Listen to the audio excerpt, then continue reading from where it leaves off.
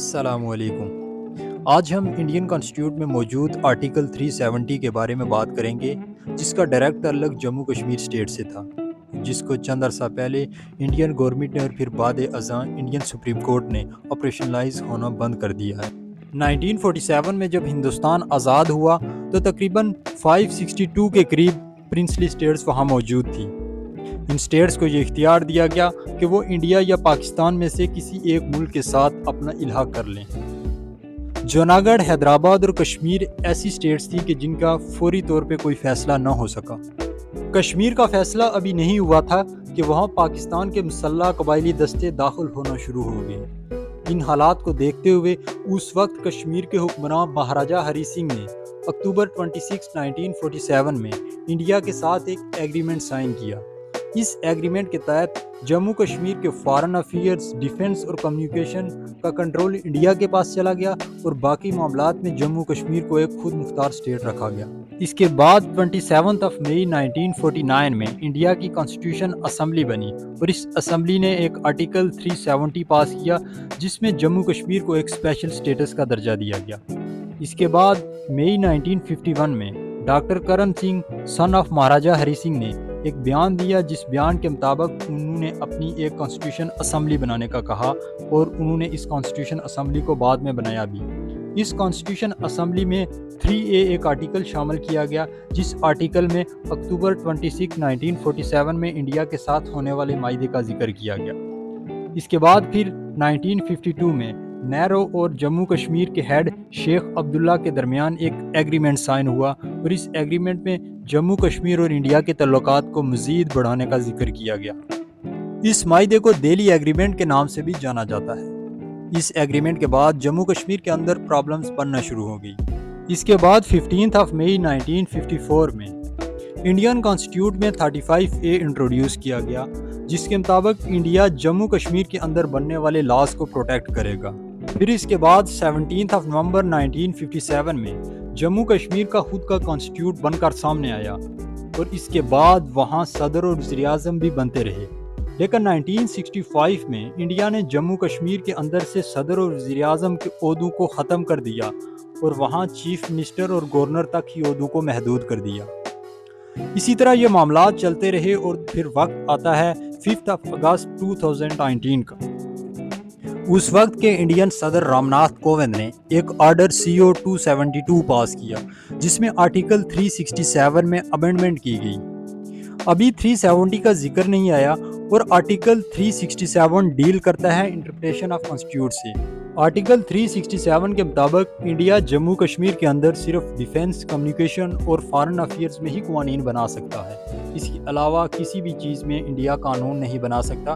اگست 2019 میں جموں کشمیر کے اندر presidential role لگا دیا گیا، جس کے مطابق کشمیر کی اپنی اسمبلی نہیں تھی اور وہاں صرف گورنر راج نافذ تھا اور اسمبلی کے سارے اختیارات گورنر کے پاس تھے اور گورنر صاحب جموں کشمیر اسمبلی کی پوری طاقت ازیوم کر رہے تھے۔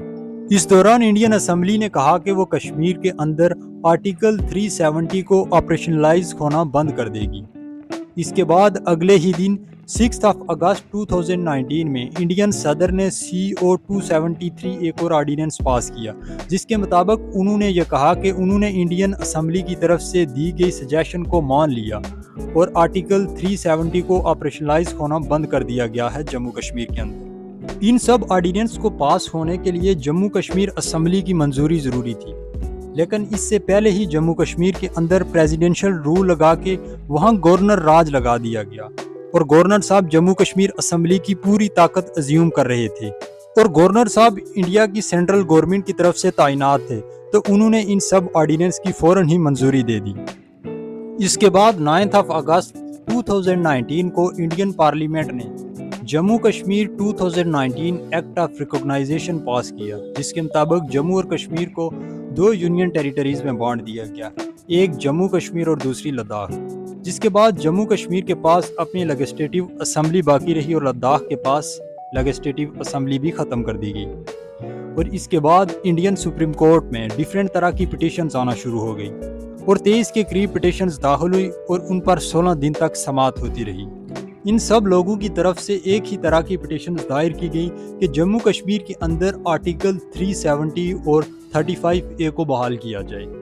انڈین سپریم کورٹ نے اپنے فیصلے میں انڈین گورنمنٹ کے فیصلے کو برقرار رکھا، جس کے مطابق جموں کشمیر کے اندر سے آرٹیکل 370 کو ختم کر دیا گیا، جس کے مطابق جموں کشمیر کی اپنی لیجسلیٹو اسمبلی تو برقرار رکھے گی، لیکن جموں کشمیر کی کانسٹیٹیوٹیو اسمبلی کو ختم کر دیا گیا۔ اب آرٹیکل 370 کو سیز کر دیا گیا تو پھر ہر طرح کی قانون سازی کا اختیار جموں کشمیر کے اندر انڈین گورنمنٹ کے پاس چلا گیا، اور کشمیر بھی انڈیا کی باقی ریاستوں کی طرح یعنی ہماچل، اتراکھنڈ کی طرح انڈین گورنمنٹ کے کنٹرول میں چلا گیا۔ جموں کشمیر کے اختیارات انڈین گورنمنٹ کے پاس جانے کے بعد وہاں غیر کشمیری باشندوں کی بھی آبادکاری کی جا سکتی ہے۔ اس سے پہلے ایسا بالکل نہیں تھا۔ جموں کشمیر کے اندر اسٹیٹ سبجیکٹ رول نافذ تھا، جس کے مطابق کوئی بھی غیر کشمیری جموں کشمیر کے اندر جائیداد کی خرید و فروخت نہیں کر سکے گا۔ انڈین گورنمنٹ کے ترجمان کے مطابق جموں کشمیر سے آرٹیکل 370 اور 35A کو ختم کرنے کا مقصد وہاں ٹورزم انتظامی معاملات کو مزید بہتر کرنا تھا۔ انڈین کانسٹیٹیوٹ میں موجود آرٹیکل 1A کے مطابق انڈیا یعنی بھارت یونین آف اسٹیٹس ہے، تو کشمیر کا اب انڈیا کی اسٹیٹ بن جانے کے بعد کشمیر انڈیا کا ایک باقاعدہ حصہ بن گیا۔ پاکستان نے انڈیا کے آرٹیکل 370 اور 35A کو ختم کرنے کی بھرپور مخالفت کی اور اسے بالکل ہی مسترد کر دیا، اور اسے جموں کشمیر کی خود مختاری پر ایک حملہ قرار دیا۔